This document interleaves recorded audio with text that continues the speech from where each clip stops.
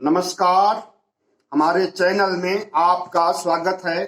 मैं हूं रामचंद्र मौर्य। साथियों, उत्तर प्रदेश चुनाव अपने पीक पर है। चुनाव प्रचार चोटी पर है। आरोप प्रत्यारोप का दौर चल रहा है। हर कोई पार्टी अपनी जीत की दावे कर रही है और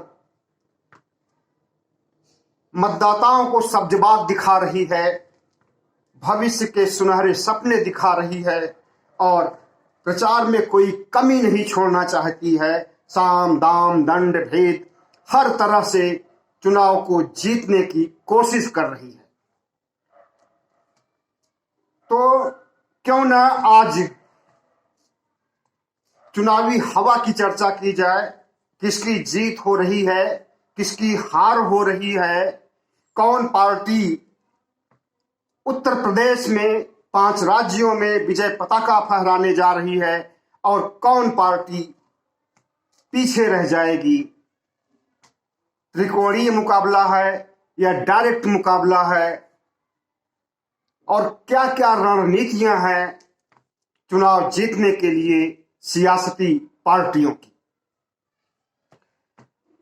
आजकल आप देख रहे होंगे कि गोदी मीडिया पर ओपिनियन पोल की बाढ़ आ गई है और ओपिनियन पोल में किसी एक खास पार्टी को जिताने के लिए पूरी ताकत लगा दी गई है। लगभग सभी चैनल, कम से कम 75 चैनल ऐसे हैं जो गोदी मीडिया के समाज पर प्रभाव छोड़ते हैं। समाज के लोग, देश के लोग, प्रदेश के लोग उन्हें देखते हैं और उसके आधार पर मानसिकता बनाते हैं, विचार मंथन करते हैं, उसके बाद वोट तो अपने मन से ही देते हैं। दूसरी बात सोशल मीडिया की भी है। आजकल मतदाता गोदी मीडिया और सोशल मीडिया दोनों को देखते हैं और दोनों में जमीन आसमान का अंतर आता है। जमीन आसमान का अंतर होता है कि किसकी हवा कितनी तेज बह रही है। ऐसे में मतदाता कंफ्यूज भी हो जाते हैं कभी कभी कि किस पार्टी की हवा है, कौन पार्टी जीतने वाली है और कौन पार्टी हारने वाली है, किसे वोट दिया जाए, किसे वोट न दिया जाए। आपको बता दें कि जितने भी वोट पड़ते हैं उसमें से लगभग 20 से 25% फ्लोटिंग वोट होते हैं और फ्लोटिंग वोट का मतलब होता है कि हवा को भांप करके, माहौल को देख करके कि कौन पार्टी जीत रही है उसकी तरफ रुझान होता है 20 से 25% मतदाताओं का। बाकी सभी पार्टियों का अपना कैडर वोट होता है, मतलब कि उनकी पकड़ होती है, उनका गढ़ कहा जाता है और उनके एक तरह से मतदाता अंधभक्त होते हैं कि उन्हें छोड़ करके वोट किसी दूसरे को नहीं देंगे। इस तरह से सभी पार्टियों के, चाहे वो समाजवादी पार्टी हो, चाहे वो बहुजन समाज पार्टी हो, कांग्रेस हो या कोई भी पार्टी हो, सबके अंधभक्त वोट होते हैं। और लेकिन ऐसे वोट ज्यादा नहीं होते और ये अंधभक्त वोट कभी जाति के आधार पर होते हैं, तो कभी क्षेत्र के आधार पर होते हैं, तो कभी और किसी मुद्दों के आधार पर। लेकिन देखा यह गया है कि अगर जिताने का काम कोई करता है तो वो फ्लोटिंग वोटर करते हैं, जो 20 से 25% मतदाता होते हैं। उसमें खास करके पढ़े लिखे समुदाय के लोग होते हैं, युवक होते हैं, अधेड़ होते हैं, बुजुर्ग होते हैं, हर वर्ग के मतदाता होते हैं और वे जिस पार्टी की जीतने की उम्मीद होती है, माहौल होता है, तो इसी माहौल को बनाने के लिए, हवा को आंधी के रूप में दिखाने के लिए आजकल गोदी मीडिया खूब प्रचार कर रही है।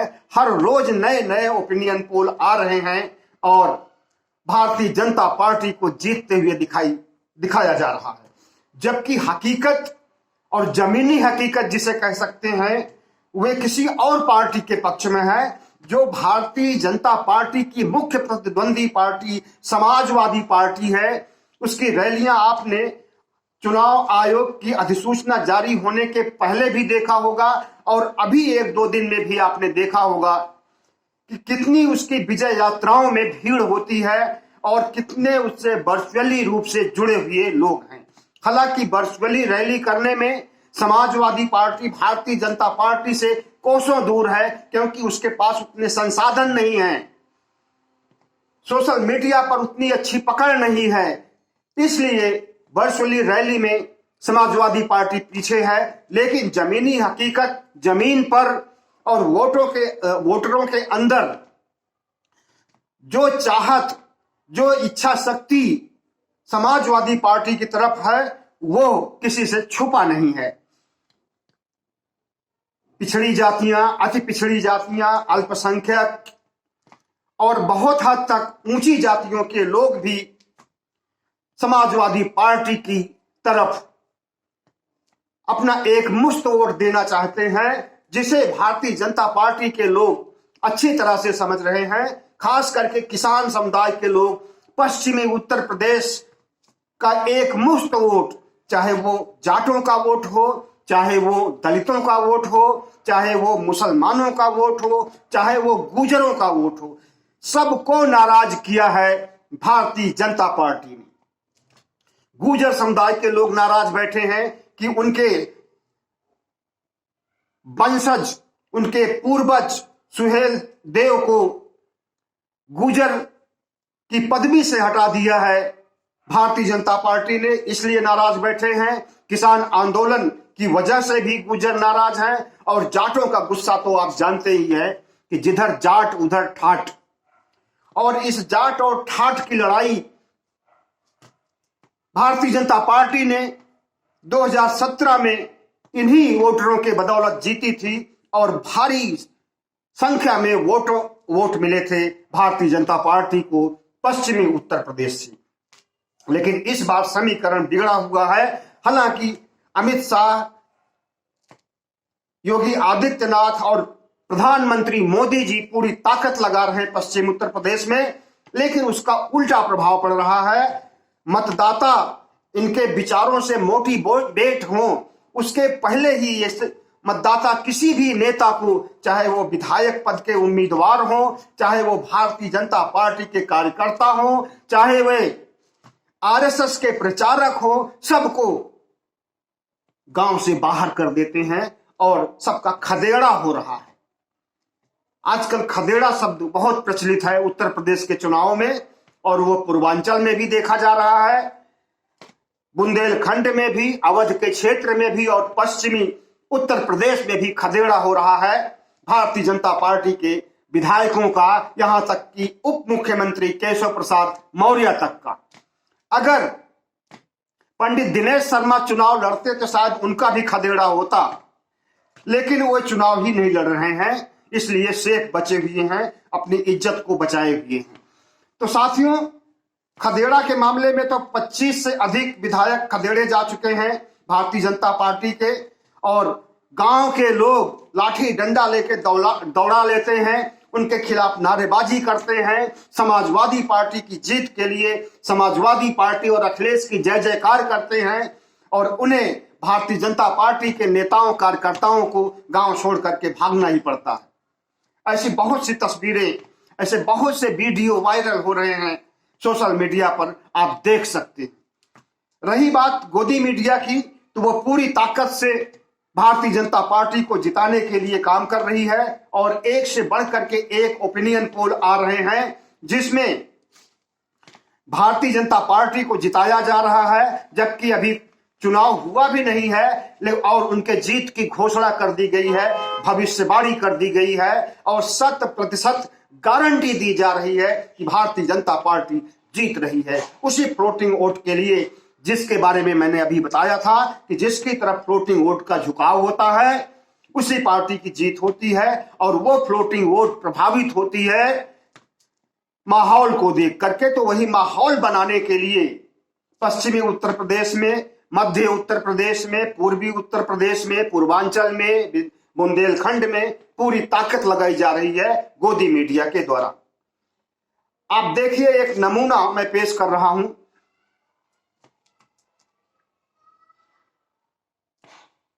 अर्णव गोस्वामी का चैनल आर रिपब्लिक 252 से 272 सीटें दे रहा है भारतीय जनता पार्टी को और 111 से 131 सीट दे रहा है समाजवादी पार्टी को। वहीं सुधीर चौधरी जी न्यूज वाले, जिन्हें कि तिहाड़ी भी कहा जाता है, 245 से 267 सीटें दे रहे हैं भारतीय जनता पार्टी को और 125 से 148 सीट दे रहे हैं समाजवादी पार्टी को। अब इंडिया टीवी के रजत शर्मा क्यों पीछे छूटेंगे? ये भी 230 से 235 सीट दे रहे हैं भारतीय जनता पार्टी को और 230 से 235 सीट दे रहे हैं एक दूसरे गोदी मीडिया के पत्रकार। तो साथियों, ये भारतीय जनता पार्टी को जिताने के लिए पूरी ताकत लगा रहे हैं। हालांकि भारतीय जनता पार्टी किसान आंदोलन की वजह से, महंगाई की वजह से, कोरोना के मार की वजह से, महंगाई की वजह से, विभिन्न कारणों से, बेरोजगारों की पिटाई की वजह से बहुत पीछे चल रही है और मतदाता उसे नकार रहे हैं। लेकिन गोदी मीडिया के लोग हैं कि उन्हें जिता रहे हैं। 202 सीट लाना जरूरी होता है। 304 सीट कुल है उत्तर प्रदेश विधानसभा के लिए, जिसमें आधे से एक अधिक होना चाहिए। तो 202 सीट लाना जरूरी है। उस 202 सीट में सारे गोदी मीडिया के पत्रकार, संपादक 252 से 252 कोई दे रहा है, कोई 245 दे रहा है, कोई 230 दे रहा है, कोई 235 दे रहा है, कोई 267 दे रहा है, कोई 272 दे रहा है। इस तरह से होड़ लगी है भारतीय जनता पार्टी को जिताने की। ऐसा माहौल क्रिएट किया गया है जैसे चुनाव खत्म हो गया हो और रिजल्ट आ गया हो, और रिजल्ट आने के बाद जो जश्न मनाती हैं पार्टियां, उस तरह का जश्न आजकल अभी इस समय टीवी चैनलों में चल रहा है। तो हमें देखना होगा कि इस ओपिनियन पोल का कितना प्रभाव पड़ता है और इसके पहले हुए चुनाव में कितना प्रभाव पड़ा था। साथियों, आपको याद होगा कि दीदी ओ दीदी नारा कितना, मोदी जी का ये नारा ममता बनर्जी के लिए कितना हिट हुआ था। और इस नारे से मोदी जी को, भारतीय जनता पार्टी को तो फायदा नहीं हुआ, लेकिन नुकसान बहुत ज्यादा हुआ। उत्तर प्रदेश के सियासी गलियारों में लोग कह रहे हैं कि अगर एक बार प्रधानमंत्री जी अपने चुनावी भाषण में अखिलेशवा ओ अखिलेशवा अगर कह देते तो मजा आ जाता। और इस तरह से पूर्वांचल में जाकर के, जो कि भोजपुरी बेल्ट माना जाता है, वहां अखिलेशवा ओ अखिलेशवा बोल देते तो मजा आ जाता। मतलब कि जो अपनी जीत के लिए वे नारा देते हैं, उस नारे से, उस स्लोगन से, उस जुमले से उन्हें फायदा होना चाहिए, लेकिन फायदे के बजाय बहुत बड़ा नुकसान हो जाता है और अपने ही पैरों पर कुल्हाड़ी मार लेते हैं। वही कुल्हाड़ी मारने का काम आजकल योगी कर रहे हैं और अमित शाह कर रहे हैं। जो गर्मी उतारने की बात कह रहे हैं, इसको जाट बेल्ट में पश्चिमी उत्तर प्रदेश के किसानों के जुबान पर, चाहे वो जाट हो, चाहे वो दलित हो, चाहे अल्पसंख्यक हो, गुर्जर हो, हर समुदाय के लोगों ने इसे बहुत गंभीरता से लिया है। बल्कि जो भारतीय जनता पार्टी के कमिटेड वोटर थे, भारतीय जनता पार्टी के अंधभक्त टाइप के वोटर थे, वे भी इस बात को लेकर के भारतीय जनता पार्टी को गर्मी चढ़ाने की बात कर रहे हैं, उसे गर्मी देने की बात कर रहे हैं। और जो उसके अंदर गर्मी है, उस गर्मी को शिमला बनाने और सर्दी बनाने, दिसंबर और जनवरी का महीना बनाने की बात कह रहे हैं। ऐसा बहुत सा वीडियो वायरल हो रहे हैं सोशल मीडिया पर, जिसमें मतदाताओं के आक्रोश को देखा जा सकता है कि योगी के इस कथन का कितना असर पड़ रहा है जो उन्होंने अखिलेश के लिए और मुसलमानों के लिए प्रयोग किया था कि इनके अंदर जितनी गर्मी है उसको हम झाड़ देंगे और उसको हम सर्दी बना देंगे, शिमला बना देंगे। तो इस बात से उतना ही असर पड़ने वाला है जितना कि बंगाल में दीदी ओ दीदी वाले नारे पर महिलाओं ने एक मुश्त वोट ममता बनर्जी को दिया था, महिलाओं के सम्मान का प्रतीक बना लिया था बंगाल की जनता ने। उसी तरह से अब जयंत चौधरी और अखिलेश के सम्मान का प्रतीक बना लिया है। इनकी गर्मी उतारने के स्लोगन को, इनकी गर्मी उतारने के नारे को बहुत ही गंभीरता पूर्वक लिया है। पश्चिमी उत्तर प्रदेश ही नहीं बल्कि पूर्वांचल में भी इसकी जिक्र हो रही है और लोग भारतीय जनता पार्टी को, योगी को, अमित शाह को बुरा भला कह रहे हैं मतदाता। अब देखना है कि इनके इस तरह के स्लोगन, हम तो कहते हैं कि इसी तरह के दो चार और जुमले बुंदेलखंड में, पूर्वांचल में, मध्य उत्तर प्रदेश यानी अवध में जाकर के ये और बोल दें और अखिलेश यादव, जयंत चौधरी उसका कोई प्रतिरोध न करें बल्कि गांधीगिरी करें कि हाँ आप आइए, हमारी गर्मी उतारिए, हमारा तो गर्म खून है ही, सबका खून गर्म होता है और जिसका खून ठंडा हो जाता है वो ठंडा ही हो जाता है। तो इस तरह से मतलब उनकी बात का विरोध न करके उनके बात के समर्थन में ऐसी बातें कहें तो इसका बहुत अच्छा असर पड़ेगा मतदाताओं पर, पश्चिमी उत्तर प्रदेश के अलावा पूर्वांचल में भी और बुंदेलखंड में। लेकिन अब इन लोगों ने अपने बाणी पर विराम लगा दिया है। अब ये न तो जिन्ना और गन्ना की बात करेंगे और न गर्मी उतारने की बात करेंगे और न इस तरह के और भड़काऊ किस्म के बयानबाजी करेंगे, क्योंकि इन्हें पता है ये जनता के रुख को, जनता के मूड को भांप रहे हैं और देख रहे हैं कि किस तरह से मतदाताओं में इनका जो पैंतरा था वो उल्टा पड़ गया है और इन्होंने अपने पैरों पर कुल्हाड़ी मार ली है। तो साथियों, जो हवा बनाने की कवायद, एक बात हम और बता दें, जो पार्टी या जो व्यक्ति या कोई भी इंसान हो अंदर से टूट जाता है, हताश हो जाता है, परेशान हो जाता है, निराश हो जाता है, कुंठित हो जाता है, उसके अंदर से कुंठा, निराशा और हतोत्साह की चीजें ही निकलती हैं और वही चीजें अमित शाह के दिल दिमाग से निकल रही हैं, मुंह से निकल रही हैं शब्द बन करके, और वही चीजें योगी के और मोदी के जुबान से निकल रही हैं और इसका बहुत बुरा असर पड़ेगा मतदाताओं के ऊपर।